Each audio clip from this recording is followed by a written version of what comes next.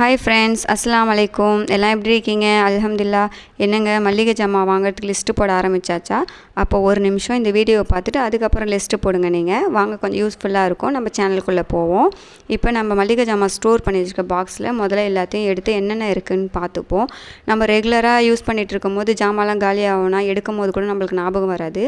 ஆனால் எழுதும் போது பார்த்தா தான் நம்மளுக்கு ஞாபகமாக இருக்கும். இப்போ இந்த மிளகு ஜீரகம்லாம் இந்த போன மாதம் நான் வாங்கினது அப்படியே இருக்குது. நான் வந்து அதை மாதிரி வாங்கும்போது மந்த்லி லாஸ்ட்டில் என்ன பண்ணேன், பவுட்ரு பண்ணி வச்சுருவேன், வெயிலில் காய வச்சு. ஏன்னா பவுட்ரு நான் கடையில் வாங்க மாட்டேன், பார்த்து வச்சுருவேன். இப்போ என்னென்ன இருக்குதுன்னு நம்ம பார்த்துட்டோம். எழுதும் போது பார்த்தா நம்மளுக்கு கொஞ்சம் ஞாபகமாக இருக்கும். நம்மளுக்கு கொஞ்சம் ஞாபகம் மறதி கம்மி தானே, அதனால் நான் எழுதும் போது தான் நான் செக் பண்ணிப்பேன். இப்போ மிளகு ஜீரகத்தெலாம் ஒரு பக்கம் காய வச்சுருவோம். நெக்ஸ்ட்டு இந்த சொல்யூஷன்ஸ்லாம் என்னென்ன இருக்குதுன்னு பார்த்துப்பேன். ஏன்னா இந்த சொல்யூஷனு, இந்த ஜாமான் கழுவுற சோப்பு, இந்த லிக்விட்லாம் ரெகுலராக யூஸ் பண்ணுறது, ஷாம்பு இதெல்லாம். ஏன்னா இதெல்லாம் வந்து நம்ம கண்டிப்பாக வாங்கி தான் ஆகணும். மற்றபடி என்ன இருக்குதுன்னு பார்த்துப்பேன். Hair pack லைஸெல்லாம்.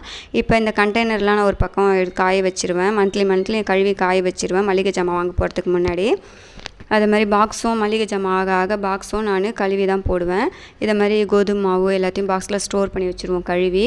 ஏன்னா இந்த மாதம் கோதுமை மாவு வாங்க வேணான்னு நினைக்கிறேன். ஏன்னா அப்படியே இருக்குது. இன்னும் முக்கியமான விஷயம் என்னென்னா இந்த ஸ்க்ரப்பு தான். இந்த ஸ்க்ரப்பு வந்து நம்மளுக்கு ஒரு 10-15 நாள் ஆனாலே ஒரு ஸ்மெல் மாதிரி, ஏன்னா அடிக்கடி ஈரத்தில் இருக்கிறதுனால கொஞ்சம் ஸ்மெல் மாதிரி வந்துடும். நான் மந்த்லி 1 டைம் மாற்றிடுவேன். அதை மாதிரி தான். அப்படியே மாற்றும் போது என்ன செய்வேன், இதை வந்து இந்த பாத்ரூம், லெட்டின்னு இதை மாதிரி இருக்கிற ஐட்டத்தெல்லாம் நான் வாளி, மக்கு இதெல்லாம் நான் கழுவி தூக்கி போட்டுருவேன். ஏன்னா நம்ம வந்து இதுக்குன்னு தனியாக நான் ஸ்க்ரப்பு வாங்க முடியாது. அதை யூஸ் பண்ணிவிட்டு நம்ம ஜாமான் கழுவுறதுக்கும் யூஸ் பண்ண முடியாது. அதனால் எடுத்து முதல்ல ஜாமான் கழுவுற குண்டா, அதுக்கப்புறம் பாத்ரூமில் வைக்கிற வாளி, அதுக்கு முதல்ல லெட்டினில் இருக்கிற மக்கு வாளிலாம் கழுவுனிங்கன்னா அதில் இருக்க பாக்டீரியாலாம் இதில் ஒட்டிக்கும். நம்ம குளிக்கிற மக்கில் இதெல்லாம் இருக்கும். அதனால் லாஸ்ட்டாக அதை வாஷ் பண்ணிவிட்டு அதுக்கப்புறம் நீங்கள் தூக்கி போட்டுருங்க அதை. இப்போ நம்ம பாத்ரூம் திங்ஸ்லாம் க்ளீன் ஆகின மாதிரியும் ஆகிடுச்சு, நம்மளுக்கு ஸ்க்ரப்பு வேஸ்ட் ஆகாத மாதிரியும் ஆகிடுச்சு. எப்படிங்க இந்த சேனல் உங்களுக்கு பிடிச்சிருக்கா, யூஸ்ஃபுல்லாக இருக்கான்னு சொல்லிட்டு மறக்காமல் கமெண்ட் பாக்ஸில் சொல்லுங்கள். அதுக்கப்புறம் இந்த மல்லிகை ஜாமான் எழுதுறதுக்குன்னு சொல்லிட்டு எல்லார் வீட்லையும் ஒரு தனி நோட்டே போட்டு வச்சுருப்பாங்க. நான் கூட முன்னாடி அதை மாதிரி தான் போட்டு வச்சுருந்தேன். இப்போ அதுக்கு வந்து ஒரு சின்ன டிப்ஸ் தான் இது. இப்போ வந்து அட்வர்டைஸ் பண்ணுற பேப்பர்ஸ்லாம் கொண்டு வந்து போடுவாங்க. வீட்டு ஜன்னலில், வீட்டு வாசல்லாம், வீட்டு உள்ளலாம் போட்டுருவாங்க. அந்த பேப்பர்லாம் எடுத்து கலெக்ட் பண்ணி வச்சுட்டு, ஏன்னா அது ஒரு பக்கம் வந்து அட்வர்டைஸ் இருக்கும், ஒரு பக்கம் வந்து ஒயிட்டாக இருக்கும்.